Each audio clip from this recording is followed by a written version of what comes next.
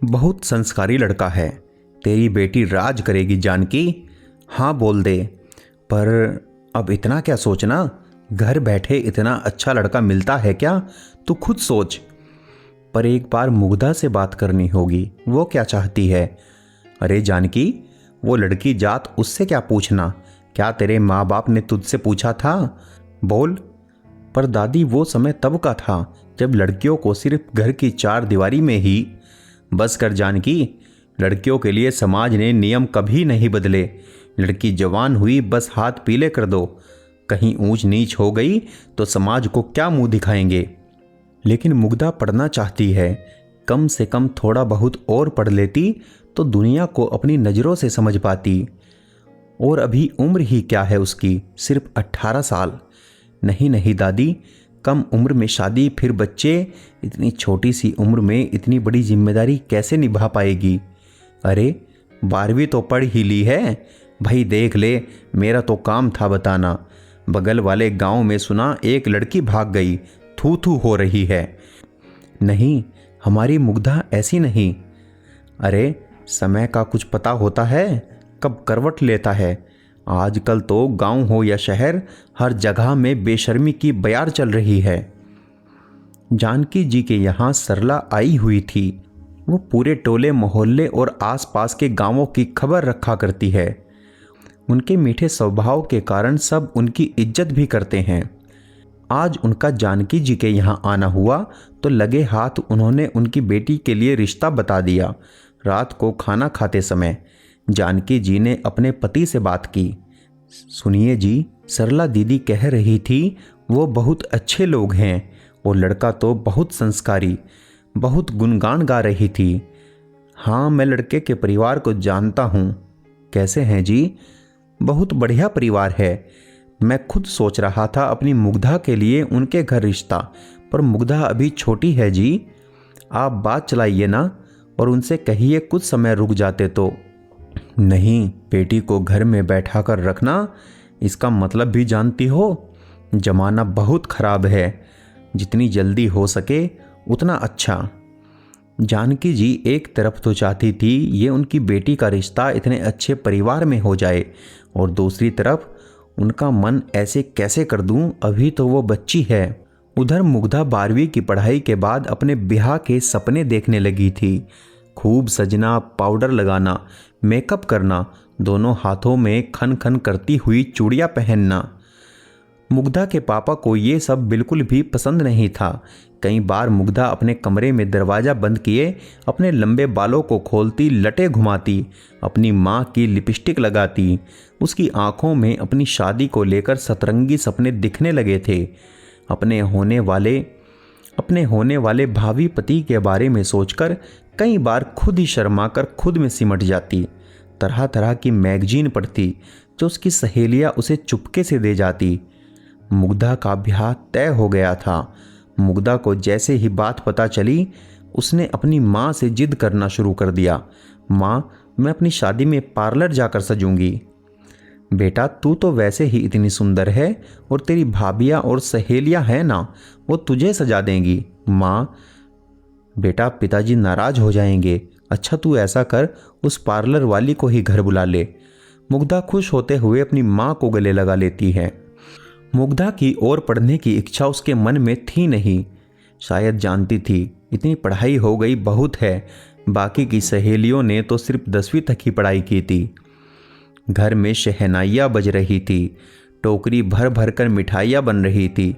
घी की खुशबू से पूरा आंगन महक रहा था। फूलों से गुथी हुई मालाएं घर की शोभा बढ़ा रही थी। झिलमिलाती हुई लड़ियाँ मानो तारों को चिढ़ा रही थी। बधाई देने वालों का घर में तांता लगा हुआ था। सब मुग्धा की किस्मत को सराह रहे थे। इन रोशनी से भरे हुए एक कमरे में मुग्धा शर्माते हुए खुद को एक आईने में एकटक निहार रही थी। नख से शिक तक स्वर्ण आभूषण उसकी सुंदरता को चार चांद लगा रहे थे।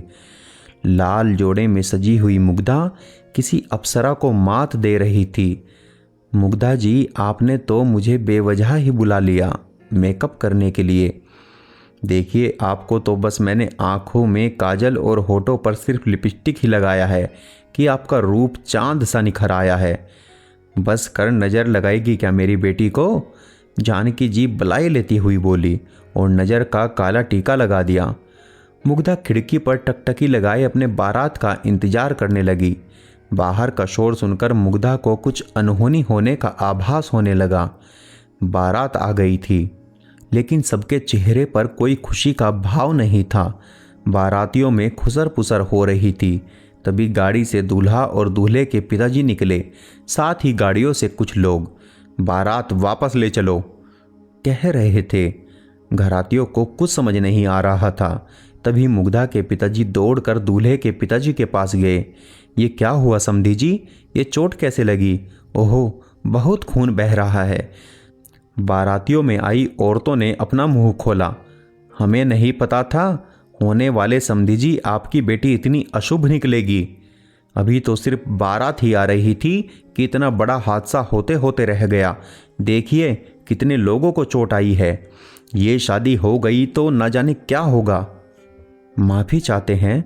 मुग्धा जी के पिताजी हाथ जोड़कर खड़े हो गए। जल्दी जल्दी डॉक्टर को बुलाया गया। लड़की वालों को कुछ समझ नहीं आ रहा था कि क्या किया जाए। बारातियों की औरतों ने अपने पंचायती लगा रखी थी। नहीं होगी शादी, लड़की के पैर ठीक नहीं है, देखो कितना बड़ा अपशगुन हो गया। हाँ तो इधर लड़की वालों का मुंह सूख रहा था। मुग्धा की माँ जानकी जी हैरान परेशान सी आंखों में अपने आंसुओं को छुपाए कभी मुग्धा का मुंह देखती, कभी लड़के के पिता की ओर। मुग्धा को देखकर उनका कलेजा मुंह को आ रहा था। अभी तो फेरे भी नहीं पड़े, मांग में सिंदूर भी नहीं सजा कि उनकी बेटी की अभी से एक औरत होने की परीक्षा शुरू हो गई। उनकी आंखों के आंसू रुक नहीं रहे थे। मुग्धा को कुछ समझ नहीं आ रहा था।